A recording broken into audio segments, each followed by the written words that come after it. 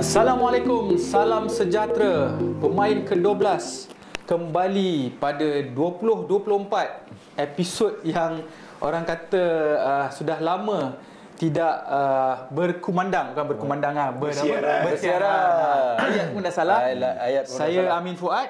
Hari ini bersama dengan rakan saya penuh di sofa, Jufri Juki, Izzy Nazri dan juga Amir Arafat. Hari ini adalah hari yang istimewa sebab kita nak meraihkan kejayaan Malaysia melayakkan diri ke Piala Asia. Jadi episod kali ini adalah episod yang boleh kata special lah sebab Jufri tadi dia cakap ni 2 jam at least. 2 jam. Nak cakap 2 jam tak tidur lah. Lepas tu kita dah tak upload dah. Kira habis lah tahun 2024 habis kat sini. Tapi aku nak mengucapkan selamat tahun baru kepada penonton kita. Topik besarnya macam aku cakap tadi, Piala Asia. Tapi aku nak bagi sedikit statistik lah. Statistik yang pertama aku nak cakap pasal nilai pasaran setiap pasukan di Piala Asia. Aku tak akan cakap semua sebab kita ada 24 pasukan. Tapi kat sini aku nak cakap top 5 lah. Yang paling tinggi Jepun pada kadar nilai ini berdasarkan website Transfer Market. Okey, berdasarkan website Transfer Market, Jepun paling tinggi di tangga yang pertama dengan 316.95 juta euro. Ya, kalau kita convert lebih kurang 1.6 bilion ringgit lah.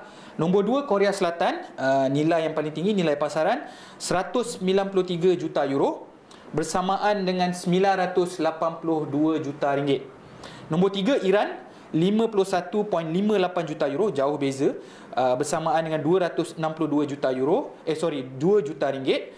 Australia di tangga yang keempat 40.9 juta euro bersamaan dengan 208 juta ringgit. Dan di tangga yang kelima adalah pasukan UAE 32.05 juta euro bersamaan dengan 162 juta ringgit. Okey, Malaysia tak di-mention. Malaysia di tangga yang ke-19. Tak salah aku dengan 6 juta lebih euro. Kalau kita convert lebih kurang 30 juta ringgit lah. Okey, itu nilai pasaran setiap pasukan supaya kita dapat tahulah. Maksudnya nilai pasaran ni lebih kurang dia anggap macam squad tu lah, nilai squad tu, player tu. Yang keduanya aku nak cakap kat sini adalah purata ketinggian setiap pasukan. Iran di tangga yang pertama 183.81, paling tinggi cm, average purata average. China di tangga yang kedua 183.19. Nombor 3 Iraq dengan 182.73. Korea Selatan di tangga yang keempat 182.54. Tangga kelima Australia 182.38. Okey, Malaysia di tangga yang ke-16 dengan 178.92 cm. Dan di tangga yang terakhir adalah pasukan Vietnam 175.38. Tak salah aku Jepun di tangga yang ke-12 ke-13. Ketinggian dia tak mencapai, orang kata tak sama level dengan Iran, China dengan Iraq ataupun Korea Selatan. Okey, purata berat badan. Mungkin Amir sensitif sikit lah. Purata berat badan ni. Okey, pasukan yang paling berat secara puratanya Iran sekali lagi 79.35, Australia 79.27, Iraq 78.23, China 78.04 dan Lebanon 77.96. Malaysia di tangga yang ke-14 74.19. Jepun di tangga yang ke-13 75.19. Dekat dengan Malaysia. Yang terakhir? Yang terakhir tak ada kat sini. Aku tak tulis tak tahu. Vietnam juga. Vietnam juga tak berat lagi. Ringan. Okey. Ligas, okey, ini lagi satu fakta. Data tu boleh bagi konklusi sikit ke? Boleh. Daripada data tu aku rasa kawan, aku boleh dengar ada 2 pasukan yang tak disebut lah. Dari top 3, top 4 tu. Okey. Di mana adalah juara bertahan Qatar dan juga Jepun yang juara 4 kali tak salah aku. So maknanya tak penting lah. Saiz dan ketinggian ni bukanlah segala-galanya lah. Betul tak? Tadi top 3 aku tak ada dengar Qatar langsung. Betul. Dan aku tak ada dengar Jepun lah. Jepun pun tak ada. So ini adalah sesuatu bagus dari segi fizikal tapi bukan segala-galanya lah. Betul. Okey, fakta seterusnya adalah Liga Super adalah liga paling banyak pemain import yang bermain di Piala Asia. Sebanyak 7 pemain import yang kita supply lah. Maksudnya Liga Super ni tak cikai lah. So yang player yang terlibat lah player yang terlibat contoh macam Jody Ahmad, Nur Rawabdi daripada Selangor, Fadi Awad daripada PDRM dan lain-lain lagi, ada seorang daripada Kedah tak salah aku juga. Okey, dan Thai League ataupun Liga Thailand ada 5, Indonesia ada 4 pemain import yang terlibat dengan Piala Asia. Nakso Insa Nakso. Ni dia punya fakta lah. Adalah pemain kelima tertua dalam kejohanan kali ini. Tak tahulah signifikan ke tak, sebab aku dengar Naksul Insa masih lagi tak fit. Tak nampak lagi dia training. Betul. Masih lagi dalam pakai kasut jogging. Katanya lah, aku dengar lah, sebab itu dia orang cakap Corbin Ong pakai kasut jogging, tapi sekarang dah pakai boot. Dah pakai boot. So Naksul Insa masih lagi. Gambar mungkin tengah belum pakai boot lagi. Mungkin fotografer nak ambil ke? Ambil sampai ke badan, ada wire kat badan. Cek jantung. That's so. Ini terendah. Okey. Seterusnya, pasukan yang mempunyai skuad paling muda secara purata, pasukan Indonesia. Wow. Okey, Malaysia di tangga ke-21. So maksudnya skuad kita ni agak matang dan agak tua sikit lah. Rasanya je lah dengan macam Darren Lock ni semua pun dah quite berumur lah, Brandon Gunn semua kan. Peratus pemain naturalisasi, kita bandingkan pasukan Asia Tenggara. Kalau Vietnam ada seorang, Thailand ada 2 orang, Indonesia ada 8 orang, tapi 7 daripada 8 adalah kategori warisan, termasuk Jody Ahmad, Sandy Walsh. Malaysia ada 13. Malaysia paling banyak, ada 13. Pemain warisan ada 9 yang termasuk dari 13. Maknanya yang tak ada darah termasuk Romain Morales, Paulo Josue, Sumareh dan seorang lagi Enrique Dos Santos. So ini peratusan dia. Okey, peratusan pemain yang main luar negara. Bermaksud dia tak main liga domestik yang mewakili negara dia. Tapi sebelum tu aku cakap dulu peratusan pemain negara yang menggunakan pemain yang bermain di liga domestik 100%. Ada 5 pasukan tak salah. Qatar, Vietnam, Saudi Arabia, UAE dan India. Betul tak Amir? Jadi kau ada tengok tadi kan. Okey, itu yang 100% liga domestik. Pasukan lain, Australia 84% bermain di luar, Iran 53%, Jepun 80%, Korea Selatan 57%, Jordan 38%, Bahrain 11%, Malaysia 7%, Dion Kools dan juga Junior Estal, Indonesia 34%, Thailand 15%, termasuk pemain yang bermain di Liga Belgium. Okey, dan FIFA ranking, kalau kita tengok di pasukan Asia di Piala Asia ni adalah Jepun paling tinggi lah. Di tangga yang pertama 20, Iran 24, Korea Selatan 27, Australia 29, Saudi 54 dan Qatar 61. Yang ni top seed lah, pasukan-pasukan yang top seed. Okey, sekarang kita nak bercakap pasal format. Mungkin Jufri tahu sikit pasal format? Format Piala Asia ni, betulkan aku kalau salah, dia ada 6 kumpulan.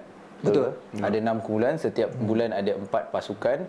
So setiap kumpulan ranking kedudukan nombor 1 juara dan naib juara kumpulan akan automatically layak ke pusingan 16.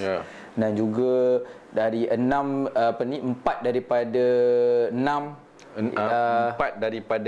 kumpulan yang berada dalam kedudukan ketiga nombor terbaik akan mara juga ke pusingan 16 untuk mencukupkan 16 pasukan tu lah.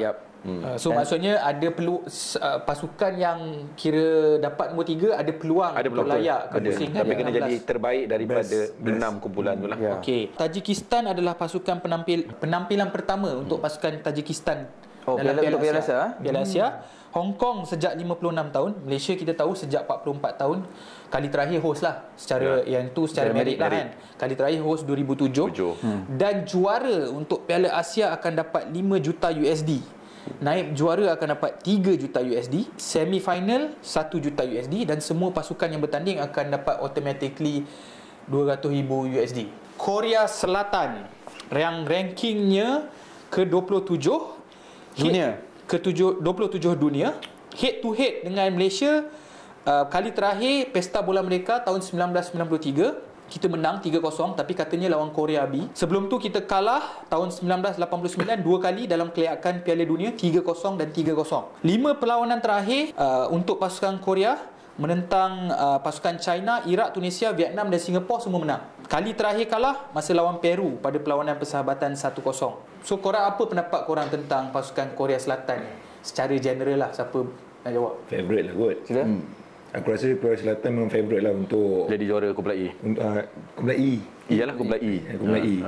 Aku rasa dia favourite lah sebab well known. Aku rasa diorang punya squad pun banyak kot main kat luar yang aku rasa well known. Ya, dia ada star player satu, kemudian dia ada rekod yang bagus and regular participant untuk Piala Asia. pemain yang berkualiti jauh daripada Malaysia. In fact, jauh juga daripada Jordan dengan Bahrain yang satu kumpulan dalam kumpulan E tu. Daripada aku, ya, perlu diakui Korea adalah pilihan untuk menjuarai kumpulan E. Walau bagaimanapun, kita boleh jadikan sedikitlah semangat untuk melawan Korea tu ketika kita pernah menang dengan Korea, main under 23 kalau tak salah aku.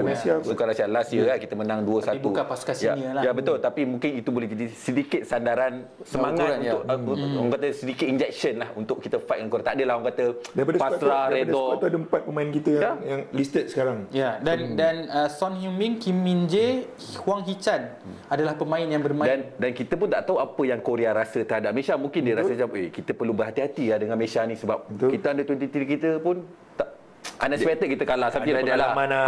So aku rasa pandangan mereka terhadap Malaysia ketika ini pun sedikit berbeza. And the best part is kita punya coach pula daripada South Korea. Ya, betul.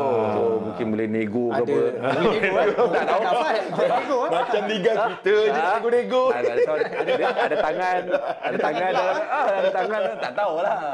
Korea ni dia ada sedikit kontroversi dengan jurulatih dia, dengan Klinsmann. Banyak kontroversi sebab Klinsmann ni work from home sebelum ni. Dia tak nak duduk di Korea Selatan. Masa dia dilantik, dia kata dia nak work from America. Macam kita lah, kita video office. Video conference. So penyokong merasakan itu tidak adil sebab dia rasa macam jurulatih ni tak ada komitmen. Tapi akhirnya tak salah aku setelah didesak dan di macam-macam lah, kemahan apa semua, dia datang juga ke Korea Selatan selepas itu. Sebab pada awalnya ramai orang cakap dia tak tengok game K-League dekat Korea. Dan juga pada awalnya tak salah aku, Korea kalah 2 seri 3 pada awalnya, masa awal Klinsmann baru take over. Jadi menjadi masalah lah. Itu kontroversi yang dihadapi lah. Okey, pemain penting definitely yang kita semua kenal, penyerang sensasi daripada tuan-tuan Hotspur, dia Son Heung-min, dan juga kapten pasukan lah kan Son Heung-min, dan juga aku rasa Kim Min-jae lah daripada pasukan Bayern Munich.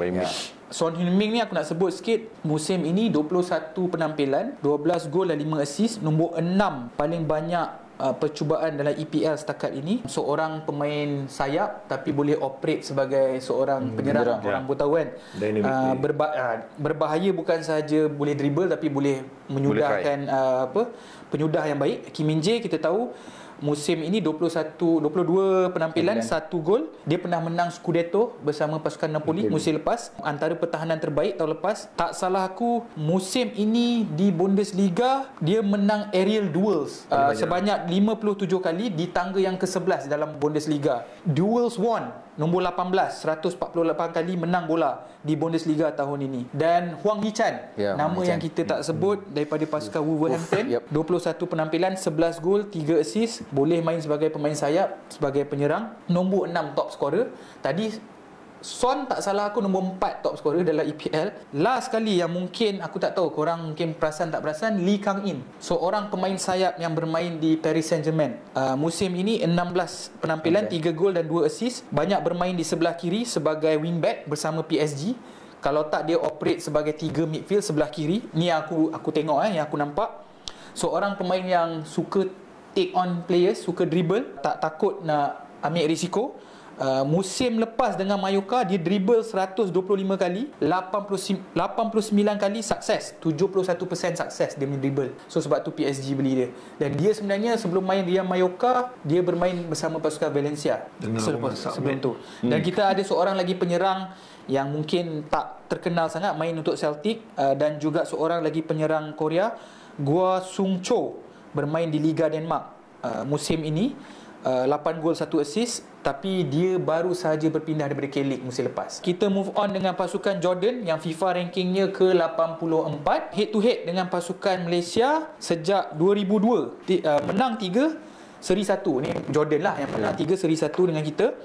Perlawanan terakhir 2021, Malaysia kalah kepada Jordan 4-0. Semua ni perlawanan persahabatan. Kalau kita tengok 5 perlawanan terakhir untuk pasukan Jordan sendiri adalah 3 kalah 3 kali, menang 1 kali, seri 1 kali. Kalah kepada Jepun 6-1, tewas kepada Saudi 2-0, kalah kepada Lebanon, seri dengan Tajikistan dan menang dengan pasukan Qatar. Korang nak komen sikit pasal, sebab ada berapa? 2 pemain yang bermain bersama pasukan Liga Malaysia? Jordan pada ketika ini berhadapan dengan tentuan result dari segi prestasi performance dia agak mendum. So kalau tanya aku, memang kita ada rekod yang kurang cantik bila bertemu dengan Jordan. Macam kau baca tadi tu, kita kalah 4-0 apa semua tu. So aku rasa untuk kempen kali ini, perlawanan pertama Malaysia menentang Jordan, mungkin Malaysia boleh curi kemenangan atas prestasi buruk Jordan terkini ni lah. Sebab aku difahamkan coach dia tu baru bawa tim Jordan tu, so dia punya performance dia tak berapa nak bagus lah kan. For the past, aku ingat tak laku 7 ke 8 kali dia kalah sejak yang coach baru dia bawa, so dia tak menang. So dah 7 kali ke 8 kali dia orang kalah. So aku rasa kalau kau tanya aku, bukan Jordan tak bagus, tapi aku rasa mungkin ada masalah sedikit ketika ini yang agak bersesuaian untuk Malaysia curi peluang kemenangan ke atas Jordan. Korang rasa siapa pemain key player untuk Jordan? Honestly aku tak kenal lah kan, tapi bila baca-baca sikit, aku ada perasan macam Yazan pernah sumbangkan gol juga untuk Jordan. So tapi kau ada mention dia keluar masuk. So seorang pemain yang bermain di Montpellier di Liga Utama Perancis, Moussa Altamari. Ini dia orang punya star player to watch lah. Player to watch selain Mahmoud Almardi yang bekas pemain Kedah tu. Setakat musim lepas bersama pasukan OH Leuven di Liga Belgium, 6 gol 6 assist dalam 36 penampilan. Musim ni tak salah aku setakat 16 penampilan, 1 gol 1 assist. Untuk Montpellier dia banyak bermain di sayap, bahagian sayap, dan kadang-kadang sebagai salah seorang penyerang kedua lah. Tak salah aku Montpellier nombor 12 dalam liga, dan dia mempunyai successful pass banyak 75% bersama Montpellier. Successful dribble 44%, tak tinggi, tapi beliau seorang pemain yang suka dribble, yang suka membawa bola, lebih kurang pemain macam Lee Kang In sikit. Kaki kiri, close control, suka dribble. Position dia mana tu, Min? Dia main pemain sayap sebelah kanan sebab dia kaki kiri. Masa dengan Leuven ni 3 musim dia dribble sebanyak 384 kali dan sukses 174 kali. Dan tak salah aku, sorry? Amir kata dia dribble teammate dia dribble kon. Tapi banyak dia banyak. Dia suka take on lah. Dan tak salah aku, tadi tak salah aku cakap 16 appearance, 1 gol 1 assist tu salah sikit fakta kat situ. Sebab dia dalam Montpellier punya pasukan dia nombor 3 top scorer. Aku tak pasti gol dia berapa musim ni dengan Montpellier. Dan orang panggil dia Jordanian Messi. Dan pernah dikaitkan perpindahan dengan pasukan Liverpool dan Manchester City. So dia antara pemain. Umur dia berapa? Umur dia korang kena google lah. Aku pun tak tahu. Umur dia aku rasa mid 20s lah. Bukan muda lah, bukan budak muda lah. Sebab dia start main dekat Europe agak muda. Sekarang ni baru dia nak peak. Sekarang ni dia dekat pasukan Perancis kan. Dia baru nak peak. Kita beralih kepada pasukan Bahrain. Head to head dengan pasukan Bahrain, last kita kalah 20-22. Baru ni lah 2-1 betul. di Bukit Jalil tak salah aku, kelayakan Piala Asia. Yang Farizal belanja tu. Last minute tu. Yang dia tackle tu. No. Dia dekat no ref kan. Ingat lagi Okay.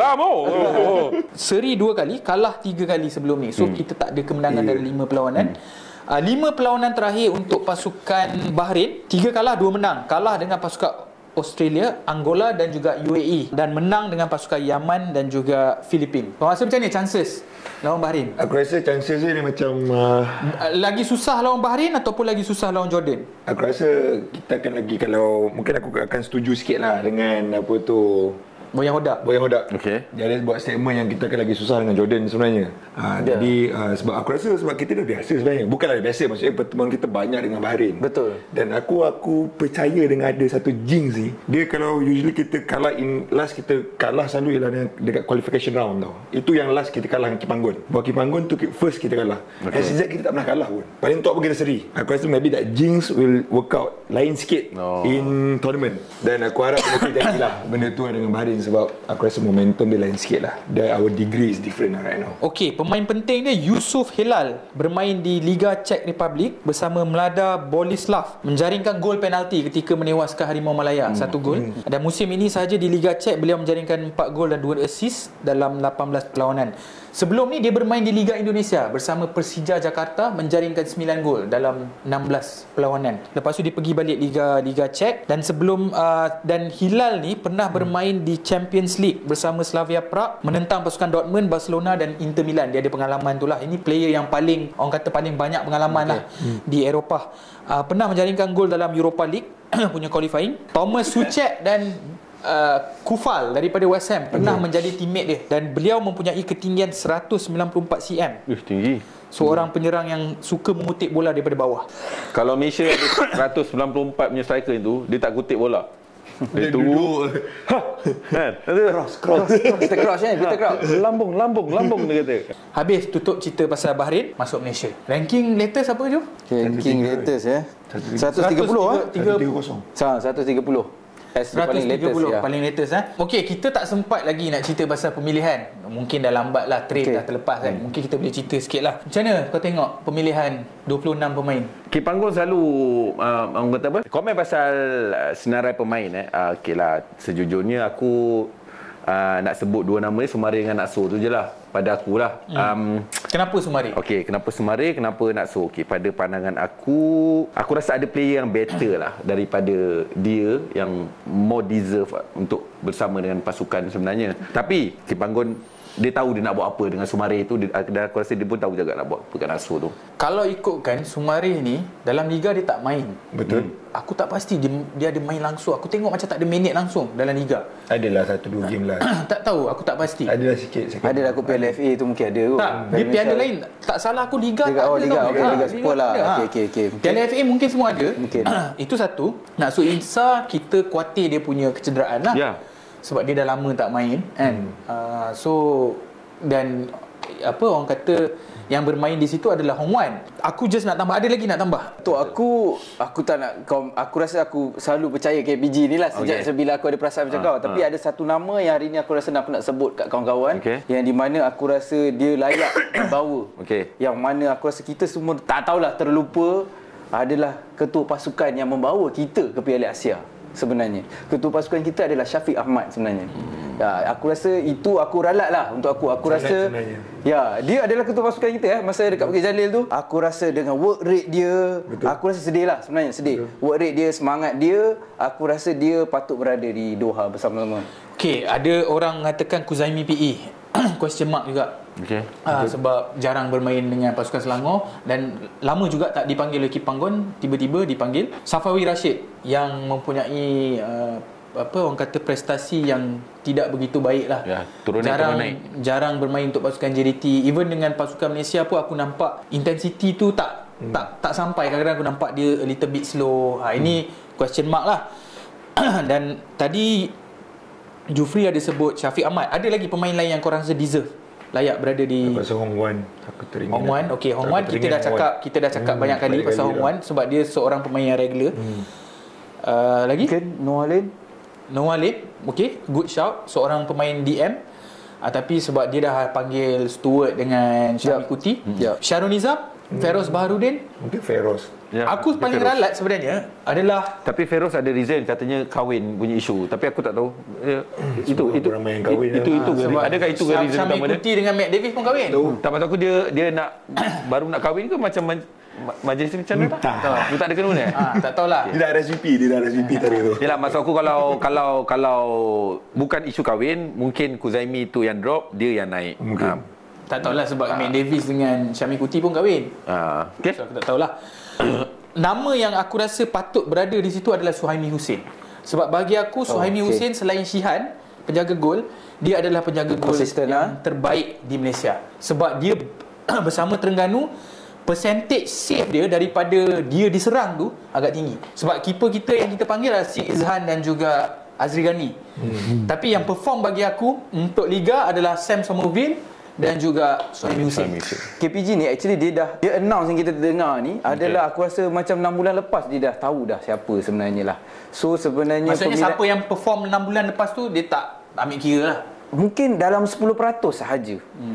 Sebab dia dah ada dia punya favourite lah. Kenapa bukan favourite tu, kenapa aku rasa dia berasas juga bila mendengar daripada Dato' Haji Hamidin berkata hari mengundi untuk kita grup di mana, pengundian tu di Doha.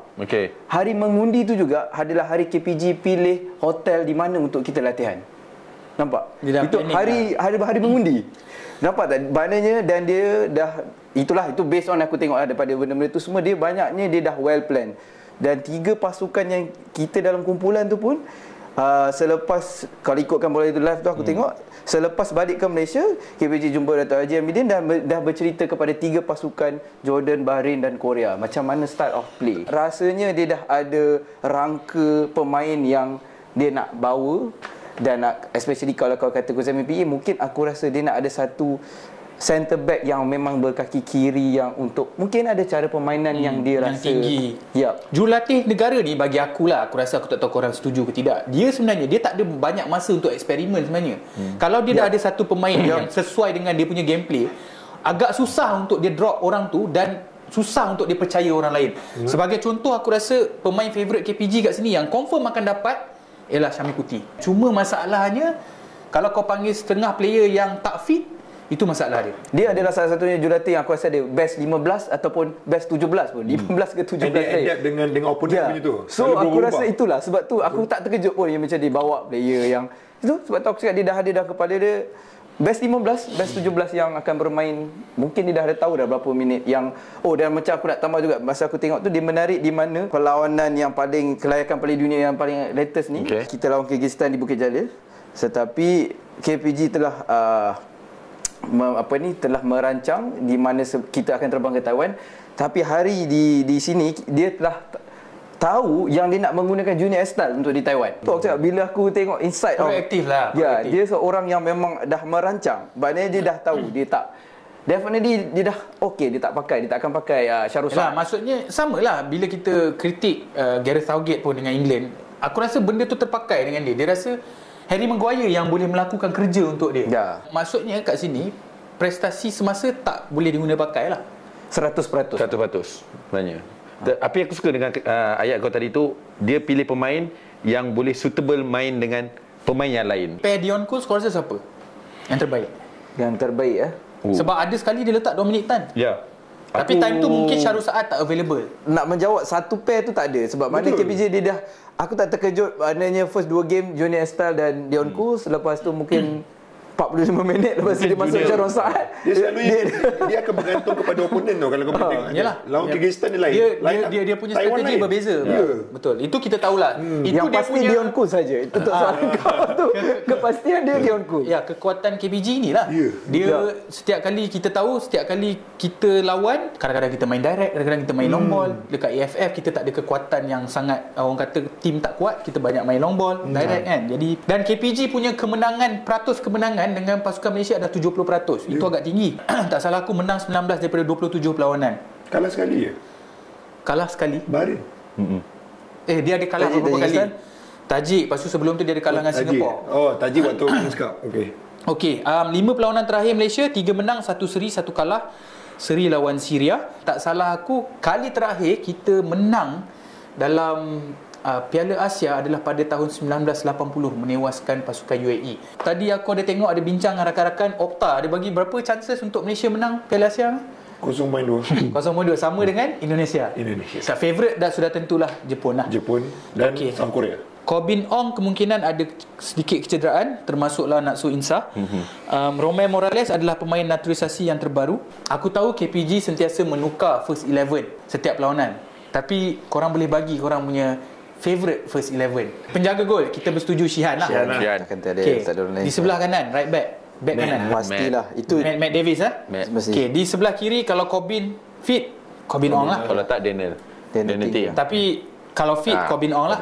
Centre back dimulakan Dion Coles, kita setuju Dion Coles. Siapa lagi seorang? Junior. Aku rasa Junior.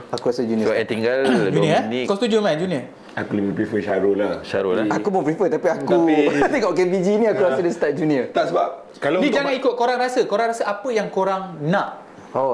Korang sendiri personally. Syarul Saad kalau back four kalau Junior memang selalu akan main back three. Dia akan tinggal seorang kat tengah. Dia tak boleh satu juga cakap main tu. Kita agree dengan Syarul lah. Okey, 3 midfield. Nah, ni critical ni. Sebab kat depan lebih mudah. Stewart kena ada kot. Stewart Wilkin aku setuju. Kaki try. Syamil Kuti? Yes. Syamil Kuti dan seorang lagi. Siapa? Antara Brandon Gunn, Maloze kot. Bukan Endrick Dos Santos? Ya, aku minat. Aku go for Endrick Dos Santos.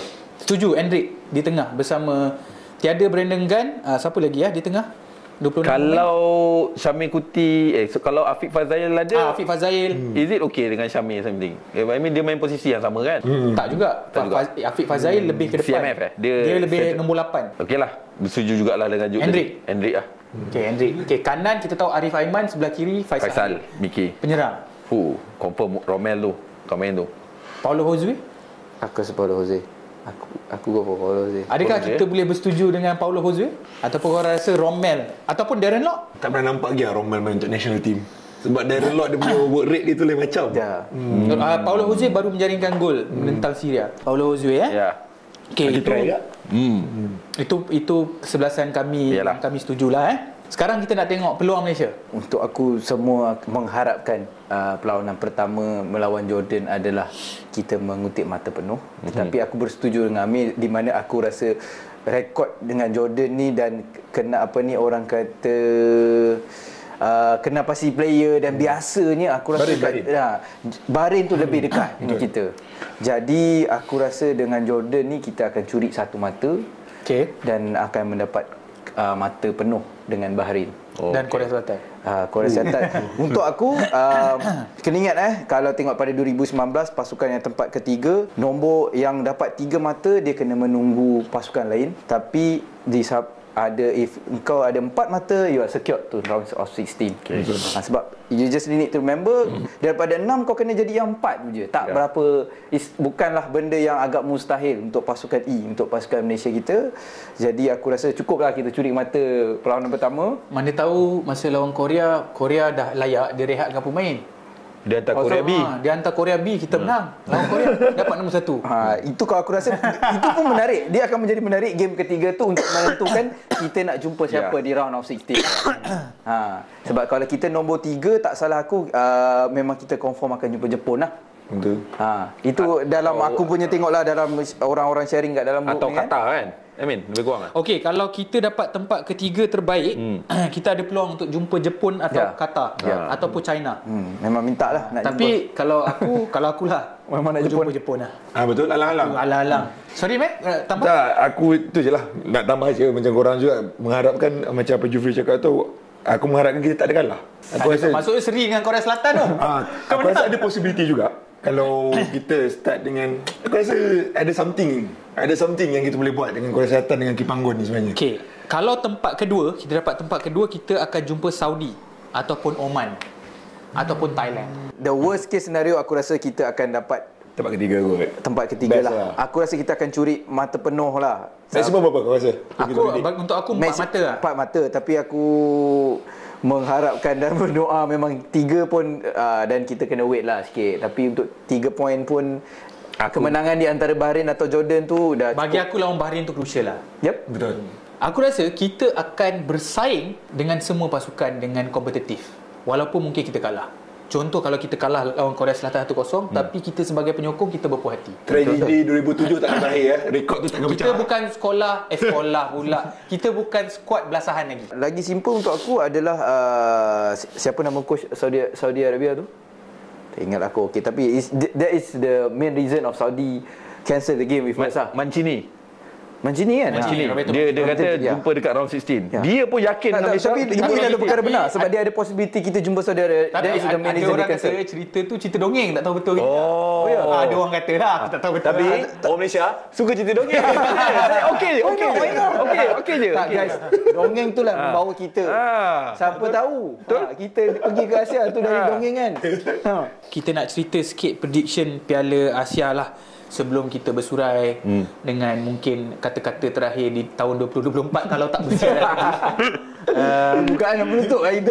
Memang gitu lah. Senang je lah kita. Okay. Pukul rata. Prediction Piala Asia. Aku tanya korang simple je lah, senang. Siapa favourite nak masuk final dan juara kalau korang tengok bracket lah? Ataupun simple lah, siapa juara korang rasa favourite untuk juara bagi dua pasukan lah? Aku pilih Jepun satu. Nombor 2 maybe Iran kot. Kau Maybe ya. Aku tengah fikir Iran atau Qatar, something like that. As a tuan rumah. Juf?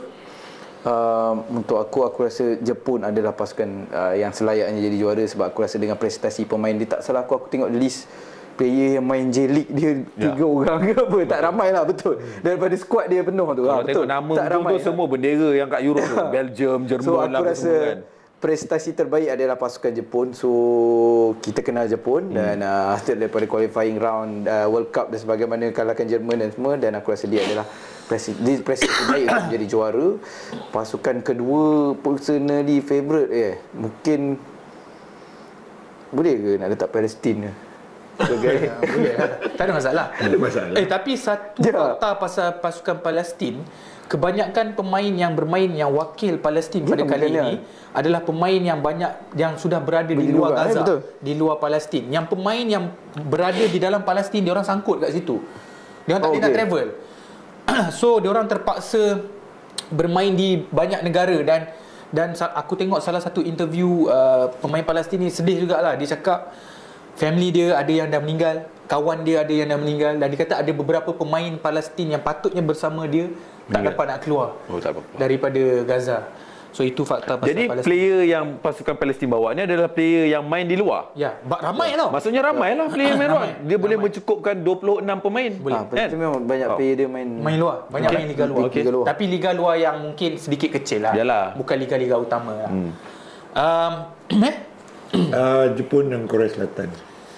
Okey, aku rasa semua orang punya favourite Jepun lah. Jepun ni kalau dia nak menang, dia akan jumpa China atau UAE dulu. Kalau kecuali kalau dia jumpa Malaysia lah kan, dia jumpa China UAE. Sorry, China UAE adalah quarter final tak salah aku. Semi final dia akan jumpa Saudi ataupun Australia. Itu perjalanan dia lah. Dan kalau kita tengok Jepun 10 perlawanan terakhir sebelum ni kita highlight Jepun lah. Dia menang 10. Menang lawan Jerman 4-1. Macam tu je. Menang Turki 4-2, belasah Turki 4-2, menang Syria 5-0, belasah Thailand 5-0. Baru-baru ni menang lawan Jordan 6-1. Betul. Tapi yang lawan Thailand ni, fakta yang menarik, skuad B atau C, bukan skuad yang terpilih untuk main pergi ke Piala Asia. Wow. Yang belasah Thailand 5-0. Dan kita tahu terlalu ramai bakat dalam skuad Jepun ni, sampai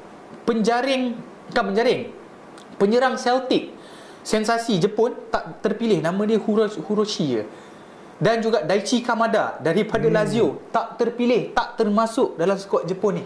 Punyalah ramai. Ya. Tapi yang paling menarik, aku ada sembang dengan penyokong Jepun. Baru-baru ni aku ada sembang dengan penyokong Jepun. Itu pun ada kritisism lagi daripada penyokong Jepun. Dia merasakan Jepun ni tak ada penyerang macam Haaland. Tak bersyukur. Dia tak tahu kita nak cari tanya. Kita tengok senang kelas berapa banyak. tapi betul, itu penyokong Jepun punya concern. Dia Maksudnya merasakan diorang punya par terhadap pasukan diorang tu terlalu tinggi sebenarnya. terlalu ramai pemain yang berada di luar negara tak terpilih pun. Contohnya lagi seorang bekas pemain Kevin Kotrick yang bersama dengan pasukan Genk, aku tak ingat pasukan mana, di Belgium. Salah seorang pemain yang perform di Liga Belgium, centre back, tak terpilih. Betapa ramainya, Besar pool dia kan? Besar sangat pool pasukan Jepun ni. Okey, itu kita tengok kalau nak lawan Korea final, boleh jumpa Korea sebab Korea di bracket yang lagi satu. Dan tak salah last final Qatar menang ke atas Jepun last edisi 3-1. Dan kalau kita tengok Korea Selatan pula, juara tadi Juf cakap kali terakhir 1956, hampir juara tahun 2015, kalah kepada Australia. Jepun juara 4 kali, juara bertahan Qatar. Aku dapat rasakan prediction aku lah, Korea Selatan juara kali ni.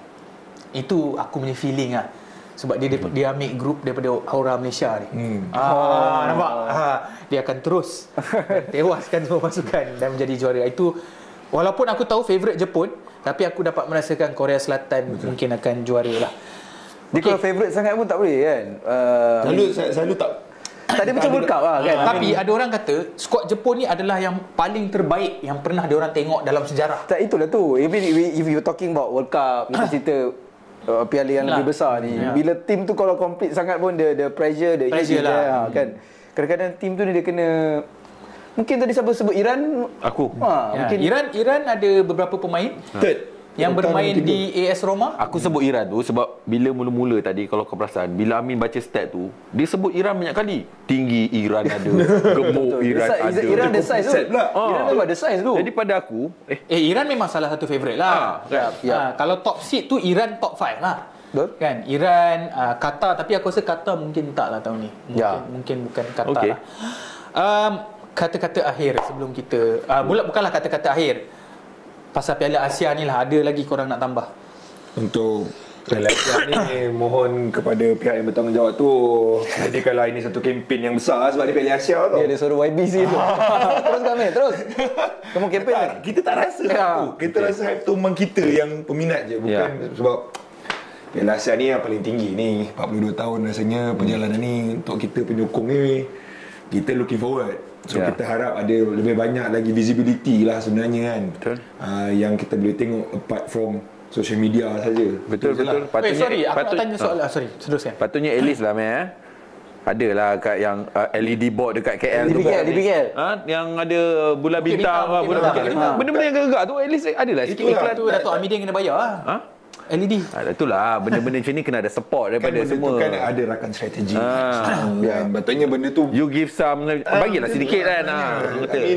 Kita tak ada rasa benda tu. Kita je ni rasa panas ni. Yang lain ni rasa macam Piala Asia, dia tak tahu kita nak masuk Piala Asia tu 42 years tau. Aku 44 44. I mean this year is going to be 44 lah. Sorry, aku nak tanya. Lupa nak tanya korang. Pemain, kita tahu Arif Aiman adalah pemain penting untuk pasukan Malaysia. Tapi selain Arif Aiman, siapa kau rasa pemain yang very important lah untuk pasukan Malaysia? Crucial dalam kempen kali ni. Stuart Wilkin. Sebab? Aku okeylah, aku tak nak. Sorry lah, aku masuk balik untuk bincang ni sikit. Sedikit aku sebut Stuart Wilkin sebab aku ada favourite sikit kat dia. Nombor 2, aku rasa sejak dia main sejak dia main national team ni, aku nampak dia I mean ada player yang perform di club tapi tak perform di national team. Tapi Stuart ni aku nampak dia boleh dua-dua, dia boleh perform. So pada aku Stuart antara orang yang penting. Tapi Stuart antara pemain yang selalu bermain untuk pasukan KPG lah. Betul. Aku rasa key memang tak dinafikan mungkin Arif lah. Selain Arif Aiman, kita tahu Arif Aiman memang key player lah. Apart from it, aku rasa wing kita yang lagi 2. Ada Akia. Seorang satu nama Faisal Halim, Akia. Antara 2 tu lah sebenarnya. Tapi aku lebih rasa favorism aku kepada Akia. Aku rasa dia ada teknik yang up to the par. Tapi Akia tak akan bermain. Tapi dia takkan start. Confirm. Sebab tu aku cakap key player tu. Faisal lah, kalau in that terms mungkin menjawab Faisal lah. Untuk aku, semua dia cakap penyerang. Aku dah elok bila tadi geram Dia pilih lain sana. Penyokong jadi tidak sorak tadi tu bila Amir sebut Akia. Bila macam bangga je. Tak, terus ingat balik netizen. Ini bapak yang sokong. Untuk aku, sebab kawan-kawan dah cakap penyerang, dan aku rasa kita kena ingat yang kita berlawan dengan pasukan-pasukan gergasi di Asia juga. So aku rasa Shihan Azbi adalah crucial point kita juga. Pemain penting yang di mana aku rasa benteng terakhir yang aku percayakan dia. Kalau dia buat yang, dia adalah penjaga gol terbaik yang kita ada, dan aku rasa if he at the best performance dia dekat Piala Asia, aku rasa dia akan mengubah banyak result kita lah. Bila save hebat dia semua, aku rasa akan confident level akan lain. Basically banyak akan ubah gameplay tu sendiri. Aku rasa cup level is different. Betul. Sebab kau tend to, kalau kau cepat bolos, kau buat mistake banyak, kita akan lose the momentum. Betul. That's the key point juga. Betul. Aku lebih memilih Syamil Kuti. Satu, sebab sistem Kim Panggon main tu sebenarnya membolehkan Syamil Kuti to shine. Dari segi defending, dari segi mengutip bola, dari segi ball progressing. Dan umum kita tahu dengan pasukan-pasukan ni kita tak akan banyak boleh menyerang sangat. Betul. Kecuali mungkin lawan Bahrain, lawan Jordan, lawan Korea Selatan. Jadi bagi aku di tengah tu engine tu Syamil Kuti. Kalau Syamil Kuti berjaya untuk patahkan serangan, untuk menukarkan transisi kita untuk menyerang, lebih banyak peluang untuk Arif Aiman dan Faisal Halim melarikan bola. So bagi aku itu engine pasukan Harimau Malaya lah. Kalau dia fit lah, sebab kita tahu dia tak fit sebelum ni kan. So sebab tu dia mainkan Brandon Gunn di situ kalau bukan Syami Kuti. Dan selain itu mungkin Dion Cools lah sebagai seorang pemain pertahanan yang paling experience. Kapten kita ke? Kapten Matt Davis kot. Okey. Yep. Jadi kita sambung balik tadi pasal promosi tadi macam Promosi. Sama-sama promosi ni, tak berhati ni. Promosi Amir dah cakap lah. Aku lebih nak Marketing. Pengharapan. Okay. Pengharapan aku agar inilah titik permulaan kita untuk menjadi satu pasukan yang regular dalam kejohanan Asia ni. Aku tak nak kita itu harapan aku lah sebenarnya. Okey, kalau kau tanya aku sendiri macam tadi kita prediction kita boleh menang siapa, kalah dengan siapa, berapa poin, kedudukan apa. Kalau kau tanya aku dapat pergi round 16, aku rasa semua orang dah happy. Itu nombor satu. Nombor dua, kalau dapat main secara regular di pasukan di kejohanan Asia, aku rasa itu lagi akan buat orang lebih happy. Aku rasa itu poin yang penting lah. Sebab aku lagi kalau tak pergi sebab pressure tau. Aku rasa kita dah lama tak main. Tiba-tiba kita nak main untuk kejohanan yang Terbesar untuk Malaysia. Bola sepak, betul? Kemudian kita nak letak pengharapan yang terlalu tinggi. Aku dapat rasakan player pun ada pressure juga, tekanan. Kan? So kepada aku elok kita bertenang, mungkin kita boleh mengharapkan yang Malaysia akan bermain secara regular di kejohanan Asia ni. Aku rasa tu poin penting lah. Sebab mungkin kita kena ingat sebagai penyokong, macam kita penyokong yang lama lah tengok Malaysia main, kita janganlah anggap kalau kita tak pergi round of 16 tu sebagai gagal. Sebab aku rasa benda permulaan yang paling betul adalah untuk layak ke kejohanan ini. Jadi bila kita layak secara merit kan. Macam contoh Bahrain. Bahrain dia mungkin tak menang tak apa, tapi next step dia mungkin pergi round of 16 sebab dia pasukan yang sentiasa ada dalam Piala Asia. Betul. Itu betul lah step dia sebab dia dah step kat situ kan. Kita step baru nak melangkah. Amir dah share pasal lokal promosi YB. YB viral ke apa? Izzy pun dah share setiap edisi tu lebih penting kewujudan kita. Aku cuma tibalah masa aku menghasut orang-orang di Malaysia yang Jufri nak sponsor ni. Kau buka Google, kau tengok Skyscanner MAS 2,800. Nampak? Qatar Airways 2,700. Kalau kau tekan trip in, kau masuk promo code, dapat lagi RM100 diskaun. Bagi aku tiket flight 7 jam direct untuk naik Qatar Airways, naik MAS. Untuk yang ada simpanan sikit, aku rasa inilah masanya untuk kau menjadi ekor yang di mana-mana. Dan aku ada dalam grup Piala Asia WhatsApp tu, aku rasa grup tu sangat meriah. Ada 1,000 orang dalam tu dan dapat sumber daripada AFC mengatakan untuk tim pasukan ASEAN, tiket yang terjual untuk pasukan Malaysia adalah 6,000. Tapi untuk 3 game. Jadi kita adalah nombor 1 lah. Aku ingatkan Indonesia ataupun Vietnam. Tapi bila aku buka website tu pun Indonesia tak sampai lagi. Game Indonesia, game Vietnam. Daripada 6,000 tu tak berlaku 4 orang yang gerak naik kereta. Tapi dia dah gerak daripada Ogos itu hari. Boleh sampai. Jadi aku rasa tiket bola pun tak mahal. Betul, tiket bola bermula daripada 25 kata, tak salah aku, bersamaan dengan lebih kurang Rial. 25 cerita Rial. sikit accommodation macam mana? Cari Jufri kat sana. Accommodation kau ada masalah boleh.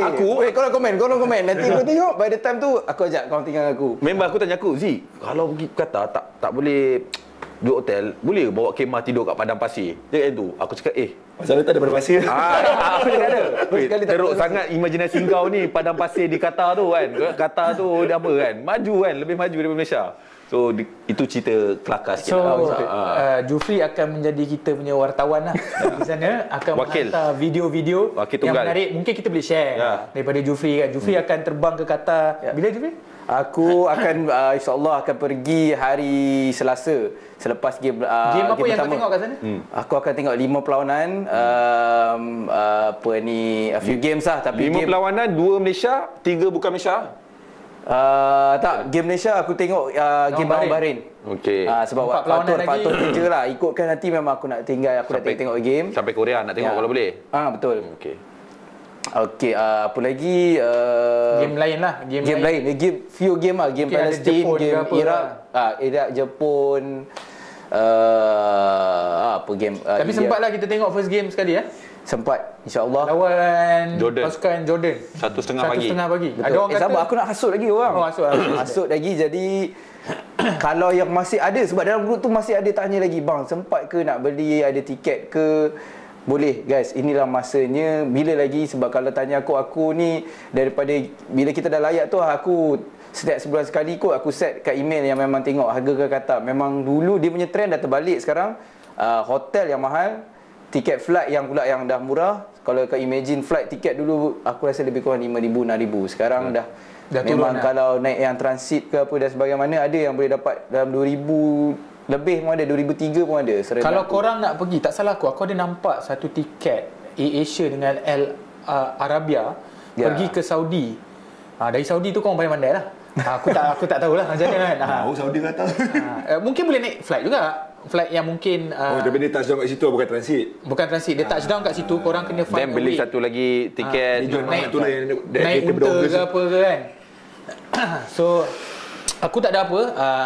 Aku just happy sebab kita berempat dapat bersama hari ni untuk bercerita tentang kita punya passion, Piala Asia, yang aku rasa selama ni kita buat pasal AFF apa. AFF pun dah banyak kali letih lah kan, frekuensi benda yang sama. Jadi Piala Asia ni special. Sebab tu aku ajak diorang untuk bersama pada hari ini. Sebab aku punya skill untuk host pun dah tak berapa bagus ni. Nampak sangat lama. Selalu orang tanya je soalan kan. Selalu kita menjawab. Sekarang ni kita pula nak jadi host. Dan itu sahaja harapan aku.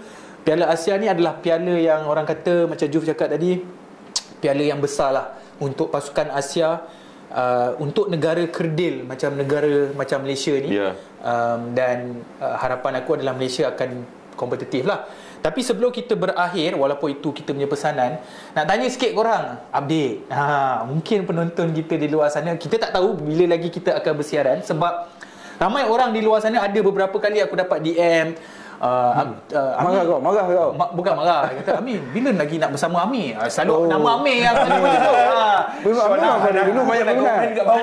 Sebab aku lebih aktif di TikTok. Jadi orang yang mengikuti aku di YouTube, ada yang pergi ke TikTok. Ada bertanyakan, tak ada ke bonus episode, special episode? So ini salah satu special episode. Mungkin di masa akan datang, kalau kita rasa kita perlu buat something penutup ke Liga Super whatever, mungkin kita akan kembali untuk bersiaran. Tapi buat masa ini adalah daripada kita. Cuma aku nak tanya update kebelakangan, sebab last video kita adalah bulan 9 tahun lepas. Bulan 3 Bulan 3 tahun lepas. 3 bulan 4 lah lebih kurang. Kita ada sempat buat prediction pasal Liga Super. Ada yang kena, ada yang tak kena. Amir predict Selangor champion. Tapi apa update kau, Amir? Ada kau nak kongsikan dengan tak ada apa. Sebab aku dengar Amir sekarang jadi assistant Tanyeho. Aku dengar Amir ada libatkan diri dengan kargo apa semua. Okey. Dengan foundation apa semua. Itu banyak kerja-kerja NGO lah pada ujung tahun dengan Ehsan. Kerja NGO lah, bantuan ke Gaza. So itu kau busy dengan tu lah sekarang. Tapi ada Amir tahu lagi lah pasal pasukan Malaysia ni. Honestly Malaysia tu walaupun jauh di mata, dekat di hati kan. Tapi bila tadi kita pun dapat arrangement untuk benda ni pun lewat tu, yang tadi macam study pun belum ni, kena study 2-3 jam kan. Jadi tapi itulah sebenarnya kemunculan ni memang rindu juga korang ni sebenarnya kan? Sekali-sekala kita boleh mungkin kita boleh adakan sesi seperti inilah. Izzy, aku dengar kau ada macam-macam apa orang kata. Nak kena jawab sebab orang tanya dia. Dia tak jawab. Kau kena jawab kat penonton. Penonton tanya. Apa soalan dia? Soalan bukan soalan. Aku ada dengar kau dapat projek istana apa semua, betul ke? Tak ada. Dia bukanlah projek. Sebenarnya orang kata kerja hakiki lah. Kerja hakiki aku lah. Memang aku cari makan untuk 10 ke 15 tahun. Memang aku kerja dengan orang kata apa? Bukan industri nak kata apa? Dalam line tu lah. Line tu lah. Industri. Yang tu lah lebih kurang ke arah raja-raja, something like that. So at this moment pun memang bulan ni memang sibuk. So bila boleh tengok Malaysia main tak sibuk ni? Boleh, tak ada masalah. And kita akan susun atur sempat untuk tengok walaupun sibuk buat kerja. Okay, Jufri, dengar cerita ada pelibatan oil and gas. Aku masih orang kata kerja hakiki macam Izzy, masih kerja sama, maknanya orang kata kerja hakiki. Tapi masih lagi pump attendant lah. Pump attendant. Pump attendant masih sama. 10, 20 penuh. Abang pilih mana? Merah hijau. Tapi macam Amin tanya Izzy tadi macam ada masih mengikuti, of course. Aku jangan nak shout out. Aku rasa bila kami ni berehat ataupun berhenti tak ada video, aku nampak makin ramai kawan-kawan yang banyak keluar daripada podcast. Aku tengok perbincangan bola. Betul. Aku Podcast bukan. Aku rasa kita satu pioneer sebenarnya boleh kata pioneer. Ya, tapi aku happy. Kalau tanya aku sangat gembira. Bukanlah bersaing. Maksud aku happy lah. Betul. Kan? Dan to be honest, siapa yang ada kecil-kecil korang boleh share. Aku memang ada time, kadang-kadang aku pergi gym, aku dalam jam, aku memang dengar lah podcast-podcast yang ada.